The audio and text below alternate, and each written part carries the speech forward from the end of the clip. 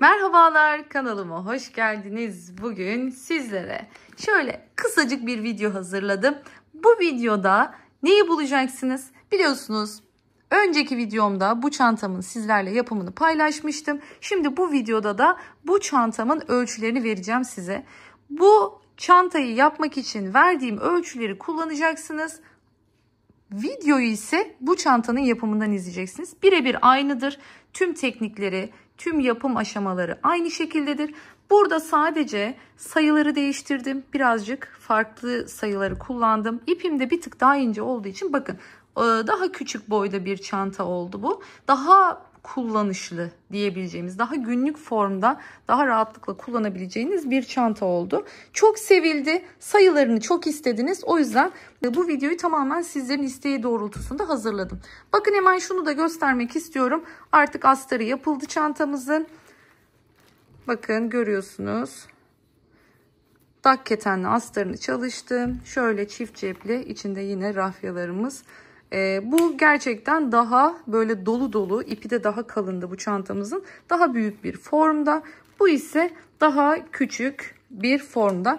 Bunun içinde ise astar yok. Bakın bunda şöyle deri cebi var kendisi içinde. Şöyle deri çıt çıtları, saplarımızı yine aynı şekilde deri ipiyle diktim. Tüm aksesuarlarımı deri iple olabildiğince tutturmaya çalışıyorum. Bakın gerçekten oldukça güzel, kullanışlı bir boyda oldu. Eni 45 santim, boyu 35 santimdir. Çok ideal bir büyüklüktedir çantamız.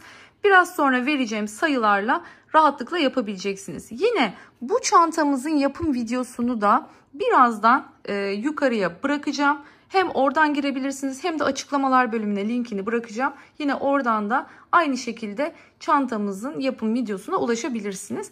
Bakın şöyle hemen göstermek istiyorum. Yandan duruşlarını, altı her şeyiyle aynı. Hala kanalıma abone olmadıysanız kanalıma abone olup zil butonunu aktif hale getirmeyi unutmayın. Biliyorsunuz abonelikler tamamen ücretsiz.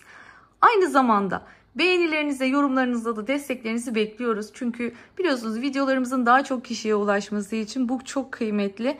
Videolarımızın devamını gelmesi için bu motivasyona ihtiyacımız var diyorum. Ve desteklerinizi bu anlamda esirgememenizi rica ediyorum sizlerden. Unutmayın, bu bir detaylı anlatım videosu değildir. Bu öndeki çantamızın, siyah çantamızın şablonunun ve sayılarının verildiği bir videodur. Yapım videosu bu çantamda mevcuttur. Bu çantamın yapım videosundan izleyip bu sayılarla örebilirsiniz diyorum. Bu arada şöyle bir püf noktasından da bahsetmek istiyorum sizlere.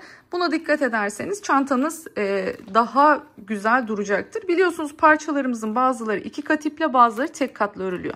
Bu yüzden tek kat olan parçalar bir tık daha ince oluyor ve bununla ilgili de çok soru alıyorum. Çanta nasıl dengeleniyor diye. Evet, şu şekilde hemen onu göstereyim. Bakın bu parça çift kat.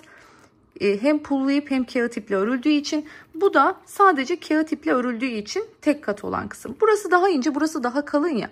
O zaman ne yapıyoruz? Arkada bakın, kalın olan kısmın arkasına yine ince olan kısmın arkasına kalını denk getiriyoruz ve böylelikle aslında yine de dengeyi sağlamış oluyoruz. Zaten pullu ipler çantamızın altında ve kenarlarında dengeli bir şekilde dağıldığı için de bu kalınlık farkı rahatsız etmiyor. Bu konuda rahat olabilirsiniz. Hemen onu da söylemiş olayım. Ağız kısmını da 2 sıra bakın bu şekilde ilmek kaydırmayla dolaştığımız için haliyle çok rahat bir şekilde durabiliyor ağız kısmı. Bakın herhangi bir şekilde çökme yapmıyor. Deri aksesuarlarım FY çanta aksesuardan, yine onları da özellikle ip konusunda, malzeme konusunda, derilerim, aksesuarlarım konusunda Instagram hesabımı takip etmeyi unutmayın. Çantalarımın çok daha detaylı hallerini, detaylı fotoğraflarını Aryalarla Tasarım Instagram hesabımda bulabilirsiniz diyorum. Haydi hiç vakit kaybetmeden hemen videoya geçelim. Şimdi hemen size malzemelerimi göstermek istiyorum. Daha sonra da ölçülerimi vereceğim. Videonun yapılışını hemen şuraya bırakacağım. Bakın oradaki videodan nasıl yapıldığını görebileceksiniz. Bunu biraz önce de belirttiğim gibi siyahın sayıları da çok istendiği için sadece bilgilendirme videosu olarak çekiyorum bunu. Tekrardan göstermek istiyorum. İpim Vavivo iplik. Bakın ben siyah üzerine siyah pul tercih ettim. yani siyah yansımaları olan bir pul. Kendi renginde pulları ben daha çok seviyorum.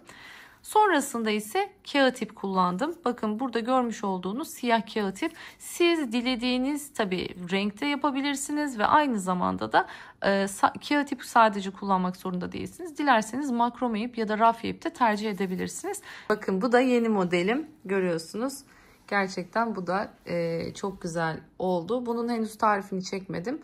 Bakalım ilgi alaka nasıl olacak, ona göre tarif videosunu çalışırım. Bakın burada görmüş olduğunuz ip nas rafya. Oldukça ince bir rafyadır kendileri. Çok güzel. Yani tam böyle kağıt iple ördüğünüz her şeyi bu rafyayla da çalışabilirsiniz. Dokusal anlamda size o kağıt dokusunu verecektir. Bakın bu çantamda görmüş olduğunuz pullu ipim vizon rengiydi. Vizon rengi rafya ile çalıştım. Yine aynı görüntüyü alıyorsunuz. Gerçekten bununla da çok güzel oldu. Şöyle bir ufak ucundan göstermiş olayım. Tamamını da göstermeyeyim, sürpriz olsun. Evet, şimdi gelelim artık sayılarımıza. Ne yapıyoruz? Yine bu çantada 3,5 milimetrelik, evet tığım artık silinmiş ama 3,5 milimetrelik tığ kullanıyorum. Öncelikle parçalarımızın detaylarıyla başlayalım. Şimdi öncelikle çantamızın biliyorsunuz ön ve arkasında toplamda 4 tane parçamız var. Bu 4 parçamızın 2 tanesini sadece kağıt iple ördüm. 2 parçasını ise hem kağıt ip hem pullu ip kullanarak hazırladım. Şimdi diğer çantamdan farklı olarak bu çantamda 25 ilmekle başladım. İpim daha inceydi diğerine göre.